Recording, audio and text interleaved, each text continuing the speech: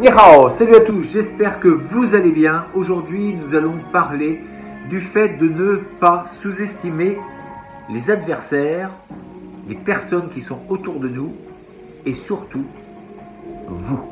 Alors, ce qui est bien avec les arts martiaux, c'est que très tôt, on apprend que justement, il ne faut jamais sous-estimer les personnes en fonction de leur apparence.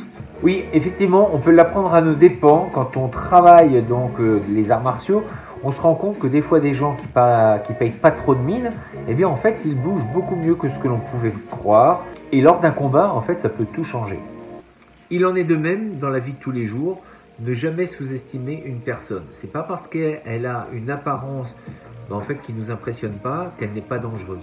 On ne connaît pas le parcours des gens, on ne sait pas ce qu'ils ont pu faire avant. C'est peut-être des gens qui ont pratiqué énormément de techniques, de disciplines différentes.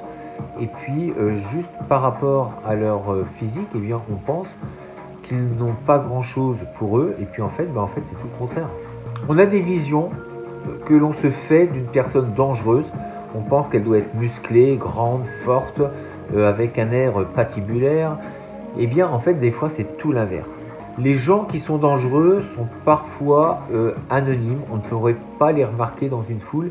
Et regardez, bien souvent, les gens les plus dangereux sont ceux qui ont fait des crimes et en fait personne n'aurait pu se douter que c'était des gens dangereux. Donc ça doit nous servir un petit peu de leçon et de se dire ok, ce n'est pas parce que la personne est imposante que c'est forcément la plus dangereuse. On ne se méfie pas forcément des fois de la personne qui paraît faible, toute petite, chétive. En fait il faut se méfier de tout le monde. Alors évidemment, le but n'est pas de tomber non plus dans la paranoïa, mais simplement quand vous ressentez qu'il y a un danger, quand vous êtes dans une situation qui est un petit peu anxiogène, eh bien dites-vous que malgré tout, tout le monde est dangereux. On n'est pas sur un ring, il n'y a pas d'arbitre, donc tous les coups sont permis. Quelqu'un qui peut et qui veut vous taper, ne le fera pas forcément au moment du gong. Il le fera quand vous aurez le dos tourné ou quand votre vigilance sera plus là, sera inexistante. Ça faisait aussi partie de l'art de la stratégie. Quand vous êtes dans une situation de faiblesse et que vous avez un aspect plutôt chétif, je le disais tout à l'heure, eh bien on a envie de vous protéger. On fait moins attention à vous. On se dit que vous n'êtes pas suffisamment impressionnant ou suffisamment fort ou dangereux pour vous prêter la moindre attention. Eh bien, c'est à ce moment-là que vous pouvez devenir dangereux parce que si on ne vous prête plus d'attention, eh bien, vous pouvez devenir l'arme qu'il n'avait pas prévue.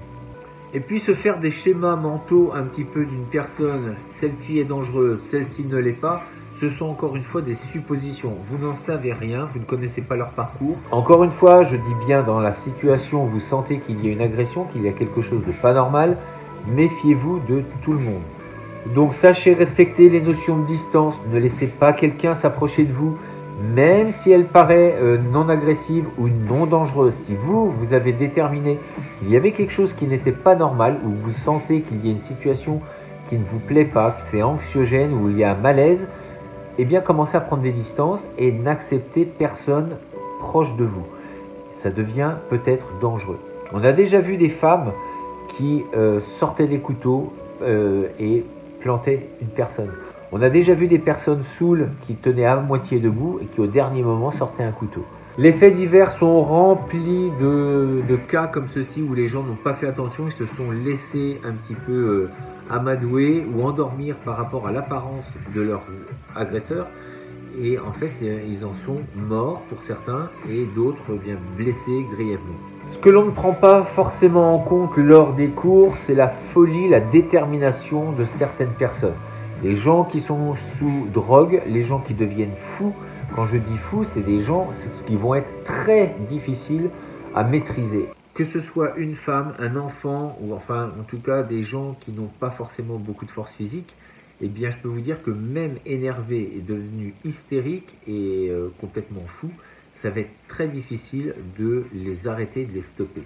L'art de la dissimulation était quelque chose de très important dans les arts martiaux, mais aussi dans la vie de tous les jours à l'époque.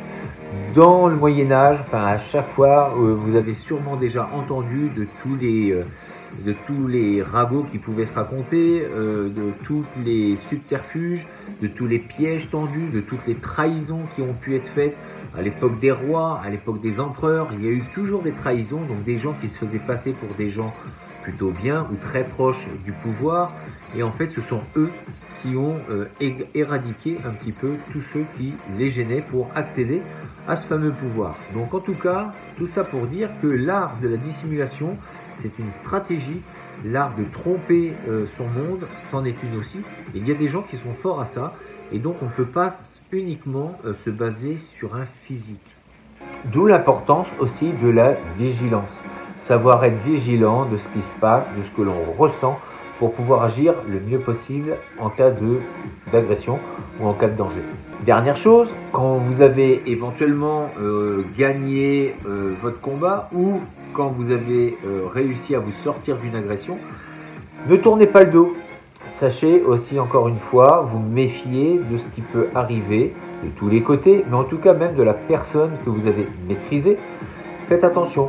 Parce que la personne qui a été maîtrisée peut très bien aussi péter les plombs, comme on dit, et se relever parce que vous l'avez lâché, et d'un seul coup, la situation va se retourner contre vous forcément. Ah, dernière chose, tout à l'heure, je disais ne pas sous-estimer les autres, mais surtout, ne vous sous-estimez pas non plus. Et ça va être très important parce que ça va être aussi déterminant lors de votre combat. Dites-vous que vous en avez aussi les capacités de vous en sortir.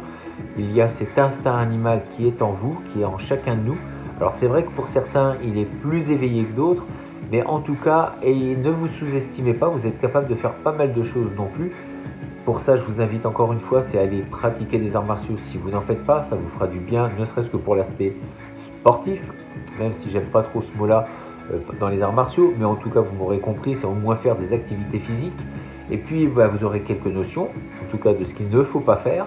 Vous ne serez pas les plus forts du monde, mais vous allez augmenter votre capacité à vous en sortir, même si elle ne sera pas à 100%, mais en tout cas, vous allez l'améliorer, et donc ça, c'est plutôt pas mal. Et puis aussi, vous allez reprendre confiance en vous, et vous allez arrêter de vous sous-estimer. Et là, on reprend un petit peu le côté du chemin du développement personnel. Si vous vous surestimez un petit peu plus, eh bien, si vous commencez à monter votre estime de vous-même, eh bien, dans la vie de tous les jours, ça va se retrouver également et vous allez pouvoir entamer et prendre des décisions nouvelles. Et puis même face à une agression, le fait d'être plus confiant, eh bien déjà, vous allez peut-être pouvoir calmer la situation et ne pas en venir aux mains. Parce que avant de se battre, il y a aussi la parole, l'attitude, qui permet parfois de désamorcer des agressions ou des contextes un petit peu compliqués. D'ailleurs, dans le Sun Tzu, on en parle très clairement où la guerre doit être le dernier moyen, la dernière solution, parce qu'avant, on a essayé la diplomatie, on essaie de trouver des sorties pour que tout le monde s'en sorte le mieux possible et la tête haute. Mais qu'est-ce que je voulais que je vous dise? Des fois, même la diplomatie, ça n'y fait rien, donc bon voilà. Quand on peut pas, on peut pas. Donc ne vous sous-estimez pas, et puis on se dit à très bientôt pour une prochaine vidéo. D'ici là, restez forts, restez beaux, et surtout, restez bienveillants. 再见。